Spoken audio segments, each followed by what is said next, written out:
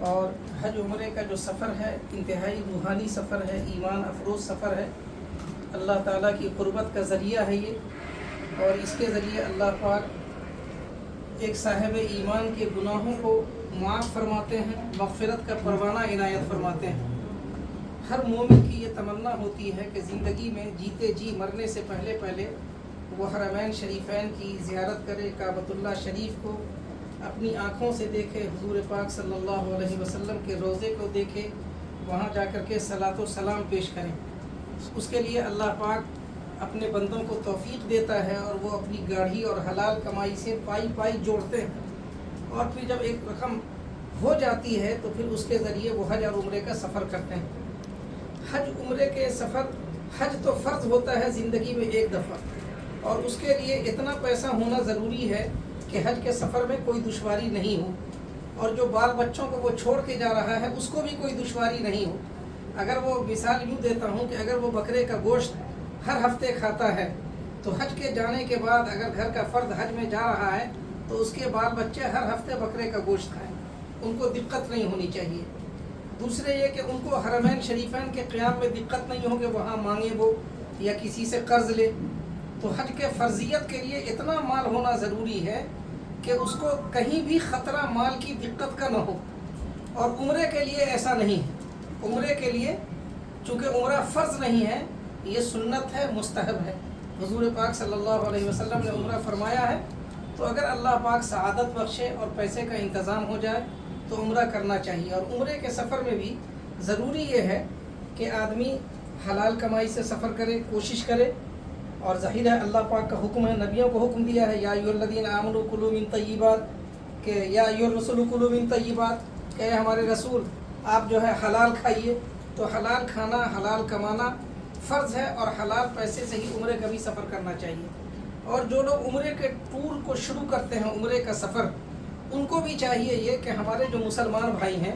ان کے لیے ہم ایسا انتظام کریں کہ ان پر بار نہیں ہو، ان کو گرانی نہیں ہو، ان کے انتظامات بھی اچھا کریں، اور کفایت شیاری کے ساتھ۔ اسلام کا اصول یہ ہے، تجارت کا بھی، یہ بھی ایک تجارت ہے، تجارتی کا نقطہ نظر ہے نا، تجارت ہے، تو تجارت کا اصول یہ ہے کہ منافع کم سیل زیادہ۔ آج غیر مسلموں نے اسلام کے اس اصول کو قبول کر لیا ہے، اور مسلمانوں نے اس کو مسترد کر دیا ہے۔ اگر منافع کم ہوگا، سیل زیادہ ہوگا، تو منافع کی شرح بڑھ جائے گی، اور اگر آدمی یہ سوچے کہ منافع ہی زیادہ ہو، تو اب منافع زیادہ کے چکر میں کبھی ایسا ہوتا ہے کہ دن بھر میں 2 گاہک آیا، 3 گاہک آیا، اور اگر منافع کم ہوگا، سیل زیادہ ہوگا، 50 لوگ آئیں گے کہ بھائی ان کے یہاں اچھی چیز ملتی ہے، سستی چیز ملتی ہے۔ تو واجد مومن صاحب نے شروع کیا، اللہ پاک ان کو مبارک کرے، آمین۔ اور ان کو بھی چونکہ علماء سے ان کا تعلق ہے، ہمارے حضرت مولانا رضوان ندوی صاحب سے خاص تعلق ہے، مفتی انصار صاحب سے، حضرت مفتی عبید اللہ صاحب سے، اس عقید کے ساتھ یہ رہے ہیں، اعتکاف کیا ہے انہوں نے،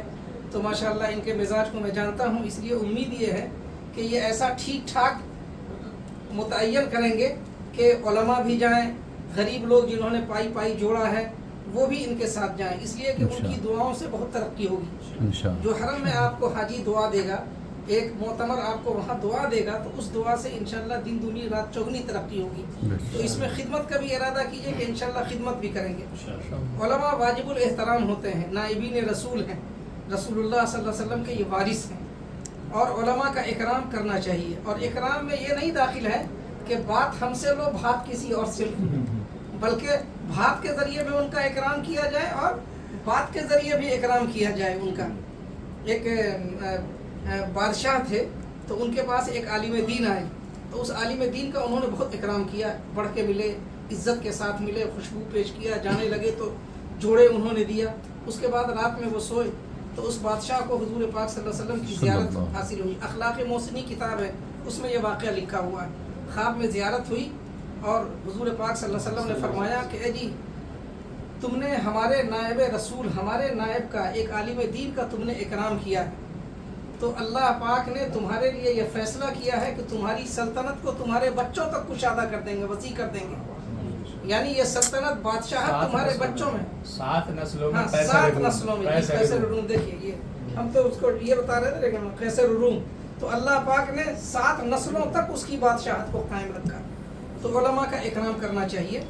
ان کی تنخواہ کا بھی معیار اچھا ہونا چاہیے، اگر بالفرض خدا نخواستہ کوئی عالم دین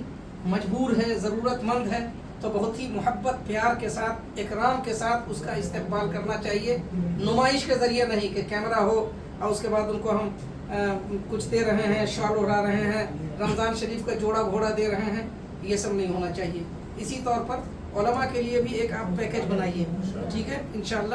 اور جمیل بھائی بھی اس میں رہیں گے، ہمارے مفتی صاحب بھی رہیں گے، حضرت مولانا رضوان صاحب بھی رہیں گے، اور عام غربا مساکین کے لیے بھی پیکیج بنائیے انشاءاللہ الرحمن۔ اللہ نے چاہا تو چراغ سے چراغ جلے گا اور آپ کا ٹور انتہائی معتبر ہو جائے گا، انتہائی بزرگ ہو جائے گا۔ اللہ پاک ہم سب کو حضور پاک صلی اللہ علیہ وسلم کی سچی اتباع اور پیروی نصیب فرمائے، اور ہم لوگوں کو بھی حج اور عمرے کا شوق عنایت فرمائے، اور اس کے لیے اسباب اور وسائل کا انتظام فرمائے۔ اللہم صلی علی محمد۔